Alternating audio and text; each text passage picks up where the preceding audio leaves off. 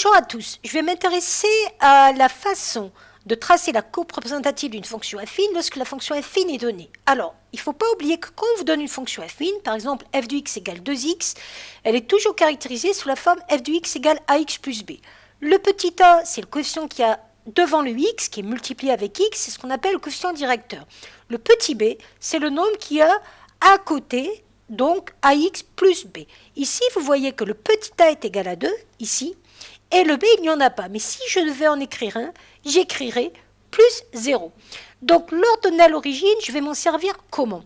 Donc, il porte bien son nom, ce terme, c'est-à-dire que je me place à l'origine au niveau de x égale 0.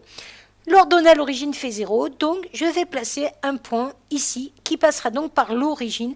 Et d'ailleurs, on voit bien que c'est une fonction linéaire du type f de x égale ax. Ensuite, comme le coefficient directeur c'est 1, quand je vais me décaler de 1 sur l'axe des x, je vais monter de 2 sur l'axe des y, j'obtiens un deuxième point, et ça me permet d'avoir la représentation graphique de la fonction f, qui est donc une droite, ici c'est la droite AB. Je m'intéresse maintenant à la fonction affine g. Je vois que le coefficient directeur c'est 2, l'ordonnée à l'origine c'est moins 3. Je vais donc d'abord placer l'ordonnée à l'origine, donc je me place à l'origine. Sur l'axe des ordonnées, je place moins 3. À partir de là, comme le coefficient directeur c'est 2, je me décale de 1 sur les x, je monte de 2, 1 et 2 sur les y. Ça me permet de tracer le deuxième point de cette droite. Et la droite CD que je viens de construire, c'est la représentation graphique de la fonction affine g. Je vais m'intéresser maintenant à la troisième fonction affine, h de x égale moins ax plus 3. Le quotient directeur c'est moins 1. L'ordonnée à l'origine, c'est 3. Je vais donc me placer d'abord à l'ordonnée à l'origine, donc à l'origine 3. 1, 2, 3. Je suis donc ici. Puis, toujours pareil, je me décale de 1 sur les abscisses vers la droite. Cette fois-ci, je descends de 1. J'obtiens une droite. Et cette droite EB va être la représentation graphique de la fonction affine h. Je continue. Ensuite, vous avez la fonction affine i de x égale 4. Alors là, c'est un cas particulier parce qu'il n'y a pas de x. Il n'y a que le b qui est égal à 4. Si je devais écrire le ax qui correspond à la fonction affine, j'écrirais plus 0 fois x.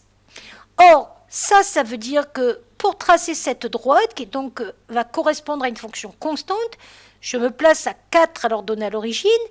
Et vu que je ne monte pas et je ne descends pas puisque mon coefficient directeur est nul, je vais donc avoir une droite qui va être parallèle à l'axe des abscisses.